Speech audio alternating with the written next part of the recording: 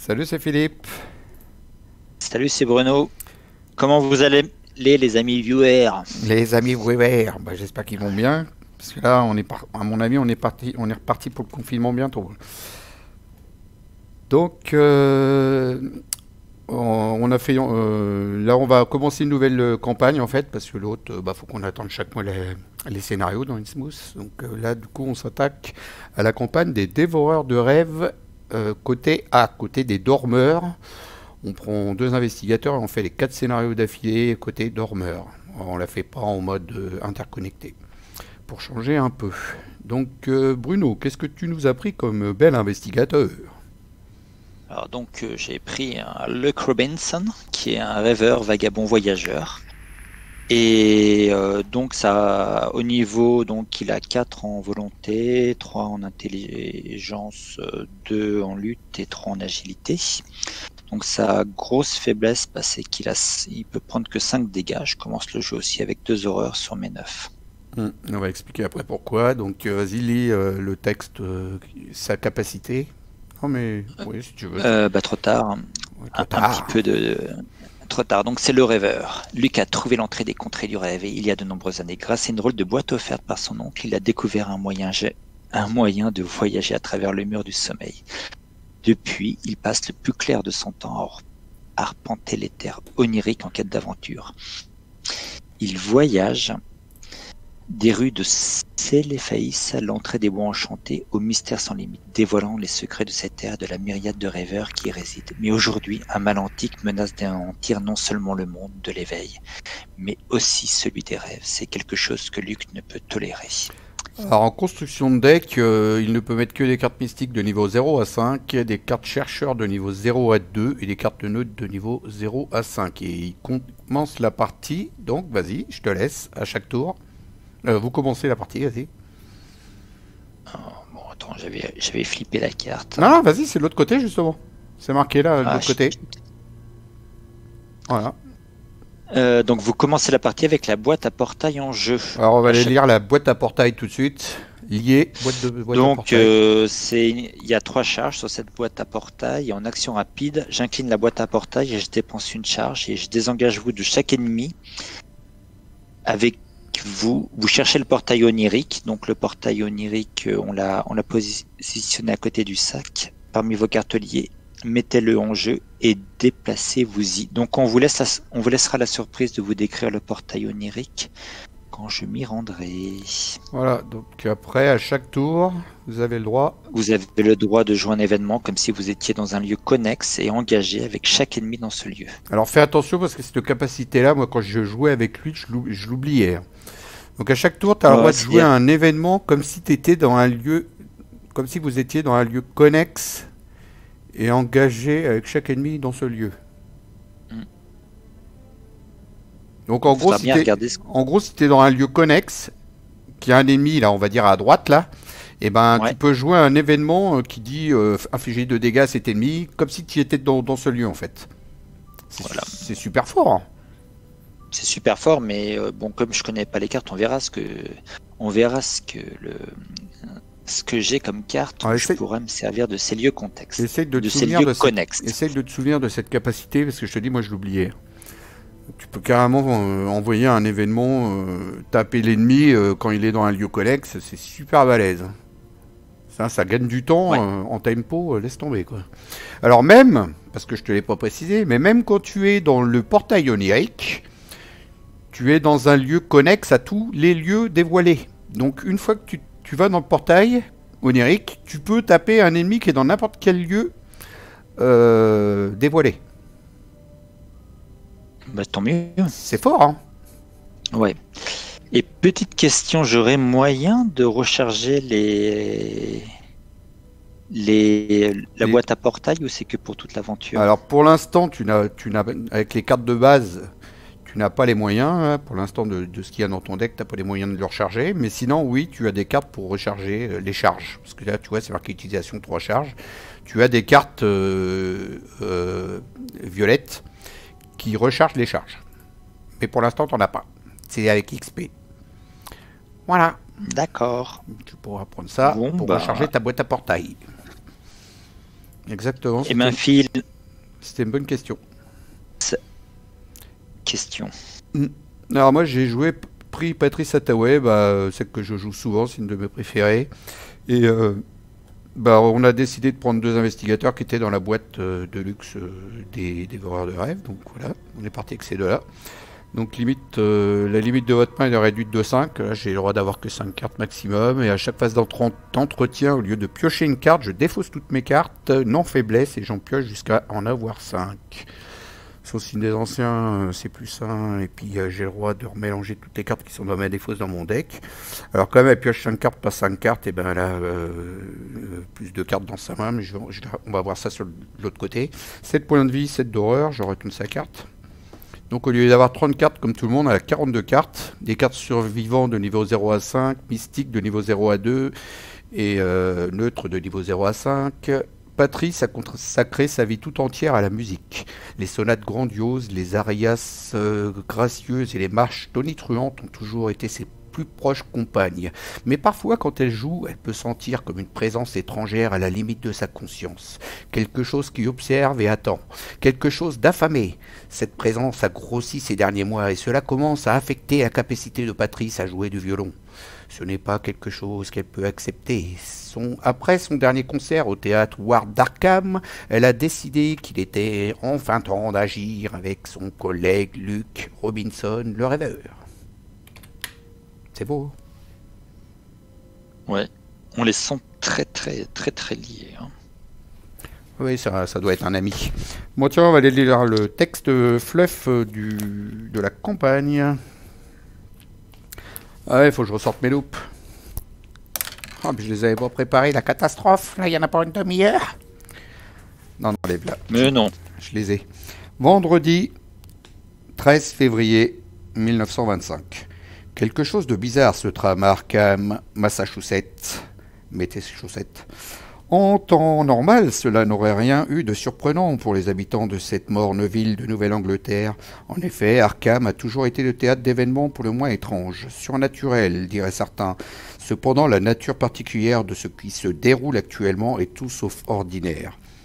Tout a commencé avec les parutions du dernier numéro des Contes de Jamais Plus. Un écrivain du nom de Virgil Gray a décrit un voyage qu'il aurait effectué durant ses rêves et prétend qu'il ne s'agit pas d'une œuvre de fiction.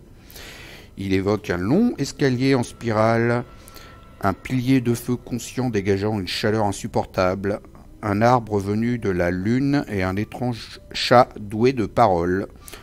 Entre autres choses tout aussi difficiles à croire. Mais ce n'est pas cette histoire fantastique qui a attiré votre attention. Peut-être la publication du récit Les Contes de Jamais Plus. Commencer à recevoir et à publier des lettres de personnes ayant lu l'histoire de Virgile et clamant avoir vécu la même expérience.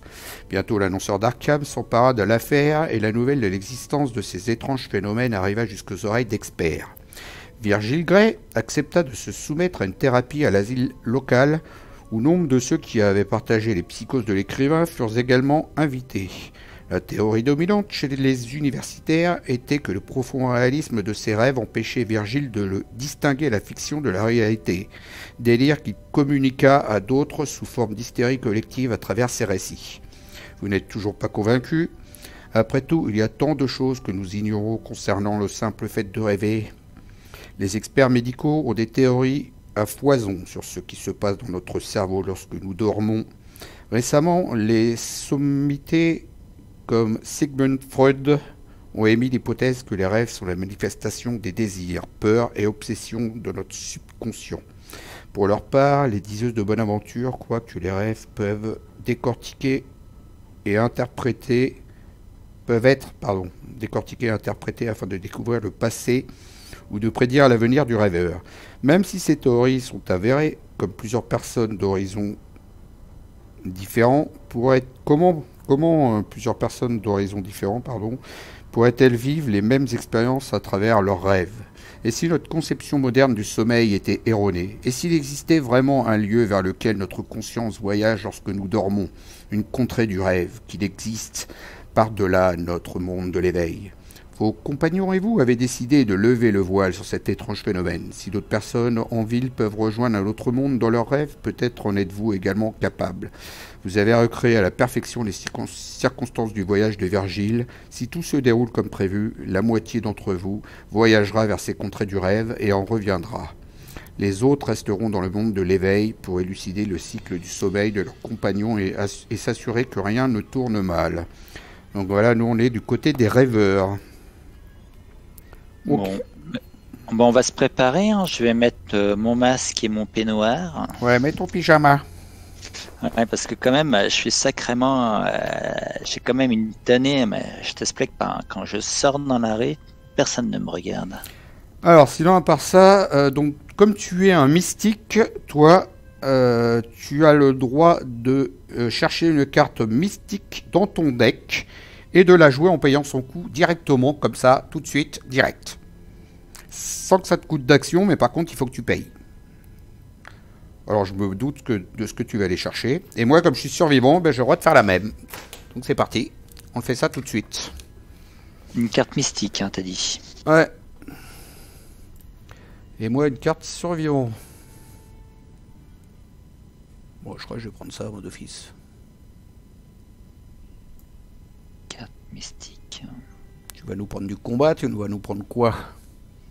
Bah, peut-être du flétrissement. Non, c'est une carte sort, donc c'est pas bon. C'est bon, une carte sort. Ouais, c'est bon, c'est une carte mystique. Une carte violette. T'as le droit d'aller chercher n'importe quelle carte violette et puis de la jouer en payant son... Bon, bah, j'en ai deux. J'ai soit ça, soit Saint-Rosaire. Non, non, Saint-Rosaire. Moi, j'ai caché son jeu ou alors la hache. Mais est-ce qu'on va avoir des ennemis tout de suite? J'hésite entre les deux, quoi. Ou alors sinon je peux lire les signes, quelque chose qui peut m'aider pour enquêter. Ah, celle-là elle est super forte, flétrissement, au moins t'es protégé, quoi. Ah oui, je sais bien. Moi j'hésite entre deux. Bon, je vais prendre la hache. Je suis sûr d'avoir la hache comme ça, puis voilà. Allez. Hop. Ah bien sûr, faut la payer. Hein. Mais ça coûte pas d'action. Bon, je remets mes loupes, je retourne sur la lecture. Alors... Donc ça c'est bon, c'est fait, mise en place, et bah ça y est, c'est fini. Hein. Voilà, il n'y a plus de lecture. Bon, je reshuffle mon deck. Il n'y a plus de lecture. Voilà, moi aussi je shuffle mon deck. Et puis bah, on va commencer à piocher nos cartes. Ah, il y a 3 cartes qui sont... J'ai le droit qu'à un sort, on est d'accord ou... Ah non, c'est 2 trucs arcanes. Tu vois le symbole en bas à droite, c'est 2. C'est comme les mains. D'accord. Les 3 cartes qui sont à droite, c'est un rituel du sang, parce qu'il a une carte dans son deck, Luc, qui fera venir ces 3 cartes-là. Donc voilà, elles sont là. Enfin, en même temps, je peux les mettre dans le global, tu me diras. Tiens, je vais les mettre dans le global en attendant. Voilà. Ça, elles sont pas là. Elles gênent pas. Ok, bah on pioche nos cartes alors, c'est parti. Ouais, je shuffle. Ouais, moi aussi, puis bah let's go, come on. 1, 2, 3, 4, 5. Alors, toutes tes faiblesses, tu les mets de côté, si t'en as, tu les mets sur la table. De toute façon, tout... petit travail de terrain, c'est de la bonne, ça. Qu'est-ce que je vais garder? Ah, c'est pas des cartes de fou, ça. Hein.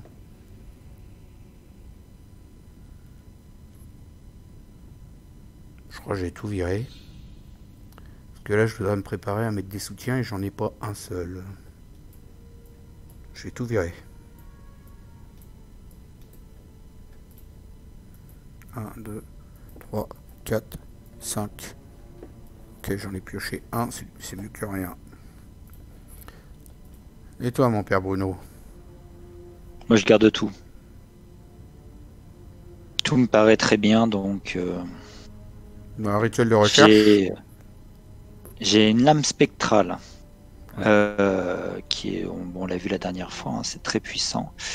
J'ai un sort de protection rapide à jouer quand vous piochez une carte traîtrise non faiblesse. Annulez l'effet révélation de cette carte, ensuite subissez une horreur.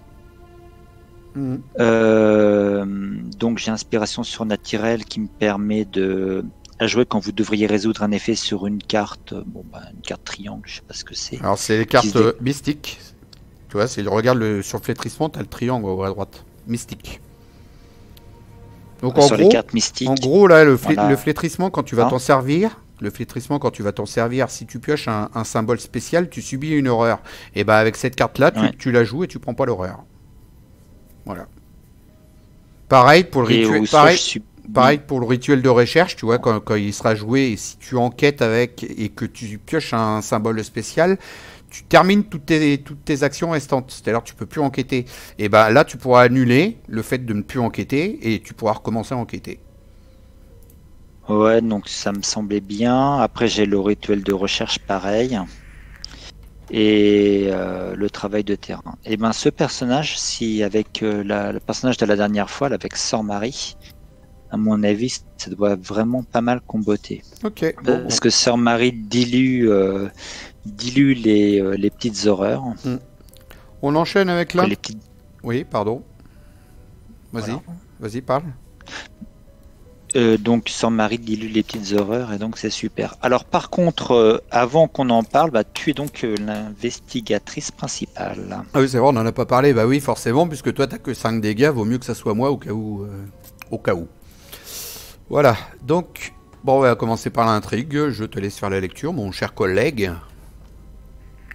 Alors, voyage au-delà du mur. Depuis votre rêve initial, vous avez été projeté dans un paysage onirique familier, celui qu'a décrit Virgil Grey dans son histoire publiée dans les contes de Jamais plus. Est-ce réel? Ou votre esprit est-il simplement en train de recréer ce qu'il a envie de voir? Forcé, quand de la fatalité est placée sur cette intrigue lors d'une phase de mythe, si un investigateur est dans un lieu marche, placez une fatalité supplémentaire sur cette intrigue. On met un truc vert pour qu'on y pense. Non, t'inquiète pas, on va y penser parce que on est dans des marches et à côté, le lieu, c'est des marches aussi. Donc, on va mettre 2 fatalités par 2 fatalités tant qu'on n'est pas sorti des marches. T'inquiète pas, je vais y penser. Ah oui, en même temps, tiens, c'est pas bête. Je mets un F6 dessus, comme ça, ah bah non, parce que ça, c'est un coup à faire des conneries. Non, on va le faire. Allez, l'acte. Il y a un bel escalier en colimaçon. Entrez dans les contrées du rêve. La porte conduisant hors de votre rêve initial donne sur un escalier de pierre. Des milliers de volets et de marches différentes se croisent ici et forment un nœud complexe où monde et fiction se rejoignent. Tous ces escaliers finissent par se fondre en une seule et unique spirale qui s'enfonce profondément dans le monde du rêve. Ne piochez pas de carte du deck rencontre lors de la phase du mythe. Objectif, si un investigateur entre dans la caverne de la flamme, avancez immédiatement. Alors, pendant la phase de mythe, on pioche pas de carte de mythe. C'est terrible, hein? Ouais, extraordinaire. Alors, si tu veux, je te laisse décrocher le téléphone, on fait une pause dans la vidéo, et pas de souci. Tu me dis si tu as besoin de faire une pause, n'importe quand. Hein. D'accord? Oui, ben, tu fais-le parce qu'il m'a appelé 2 fois. Ok, bon bah pause alors. À plus tard. On se revoit dans quelques secondes, petit viewer.